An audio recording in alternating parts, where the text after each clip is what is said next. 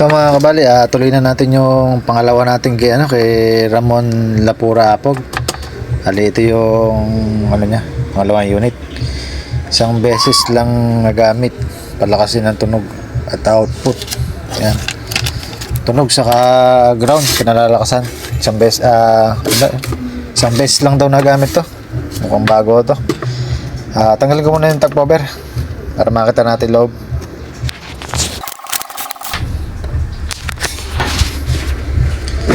Ito mga kabali, pagbukas natin meron tayong isang nakitang tanggal dito sa high and low, sa pinaka center.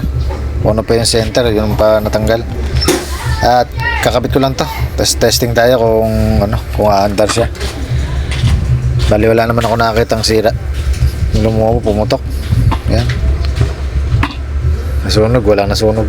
Bali kabit ko muna to, tapos testing tayo kung aandar.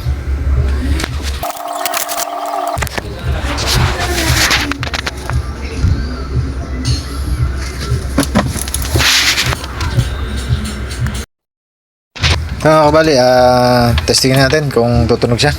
Bali, nako-test valve lang tayo. Tawan ko na. Walang lumabas na tunog. Bali, bigla lang umilaw yung test valve natin, tapos biglang nawala. Wala naging tunog. Yan. Bali, need na itong tanggalin sa housing. Tanggalin ko lang. Trouble ko na kung nasaan yung problema. Malamang nito sa gawing output, baka na merong na-shorted dito sa pwede sa SCR, DB3, PC817 resistor. Ayun, yung apat lang na yun ang pwede pagmula ng ganong reaction. Biglang umilaw yung test valve natin, nagpondo yung capacitor pero hindi naman niya inilabas. Yan, bali tanggalin ko lang sa housing.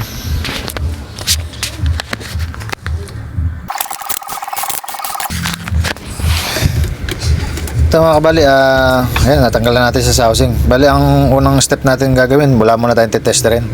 Una natin tatanggalin dito yung SCR para ma-check natin kung buo yung SCR.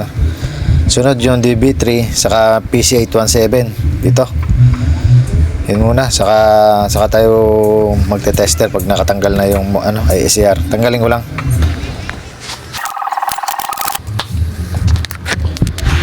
Ito mga kabali, na-testing ko na yung kanya SCR, okay naman.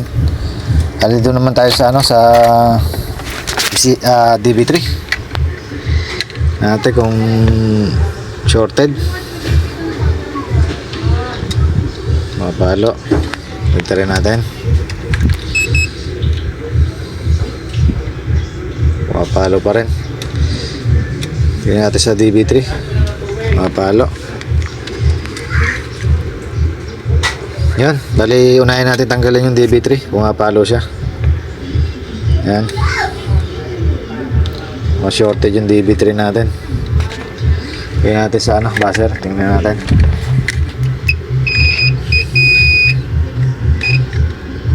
Hindi naman siya nagbabas. Yan, bali tanggalin ko muna para ma-check natin mabuti.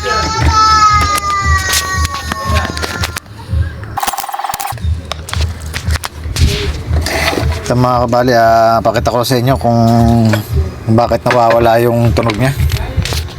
Testerin natin. Dyan sa tester.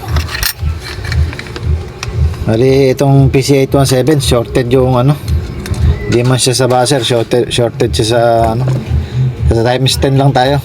Ito mo. Ayan, pumapalo. Labo. Yan.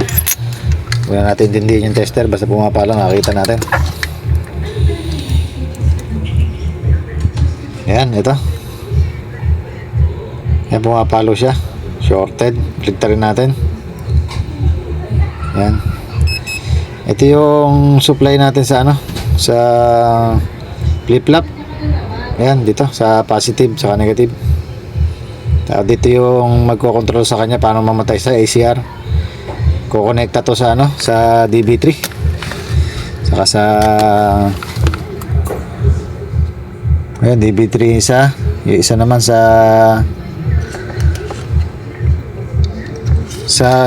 pinakadulo ng ating SCR dito. Yan, bali kaya nawala siya dito sa DB3. Ay, sa PC817 pala. Sorry. Yan, palitan ko lang to.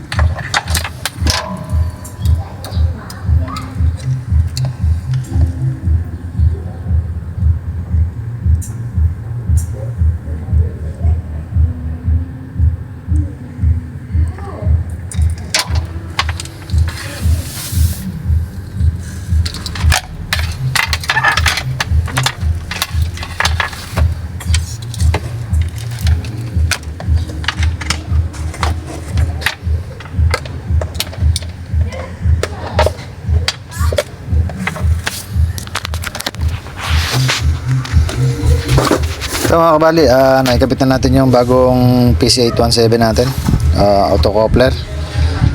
Yan, testing natin, test build, naka test valve lang tayo. Ito, on ko na. Yan, bali wala pa rin.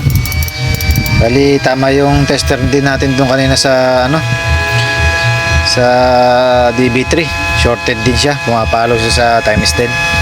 Yan, bali tanggalin ko lang din yun, tas tester natin kung pumapalo rin siya sa pag natanggal na sa sa board.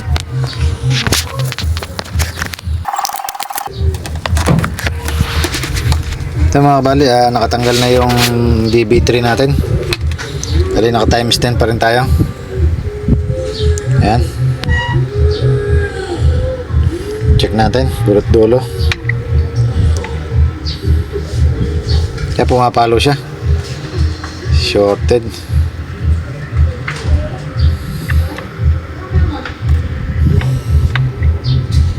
Yan, yan, nakakabit yan sa test probe natin.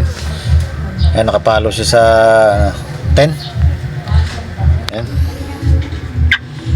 kasi shorted din yung DB3 natin, obligadong palitan. Palitan na natin, palitan ko lang.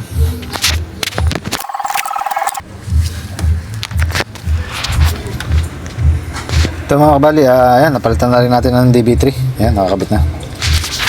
Testing natin ulit kung tutunog na siya.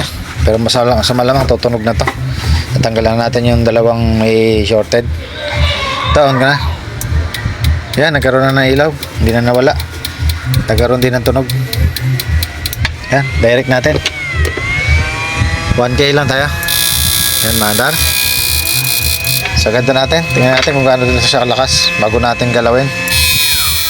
Yan, bali meron tayo na nasusukat na 45 amps. Yan, mas mababa pa, 43. Stable sa 43, 44, 43. Yan, bali i-adjust na lang naman natin dito ito. Pero mas maganda, i-recta ko na ilalim na to. I-recta ko na yung trimmer para hindi na naglulus. Kasi katagalan nung may bumubugang hangin malamig, nasisira din yung lakasan na yan. Kaya laging tatanggal ako ng ganito. Lagi kasi na-open niya pagka kinakalawang na. Yan, bali, yan, tanggalin ko lang to. Rekta ko na lang to, yung ilalim.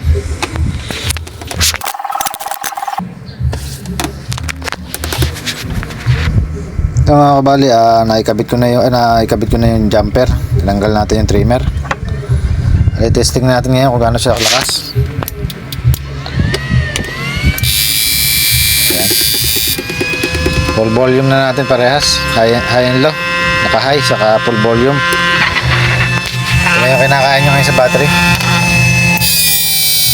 Yan, 68 amp.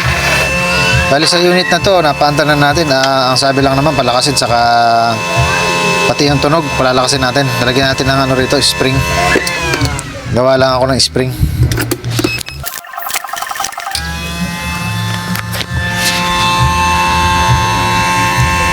Ito mga kabali, ayan, nalagyan na natin ng pampalakas ng tunog. Ito na yung tunog niya ngayon. Nalakas. Try natin sa 2K. Namandar sa 2K. Sa 3K. Ayaw.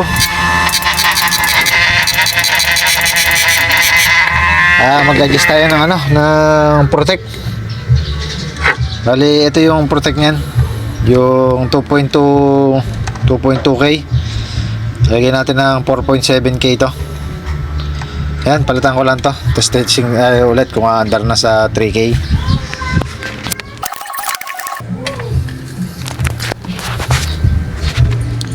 Ito mga kabali, ayan, nakakabit na yung 4.7K natin.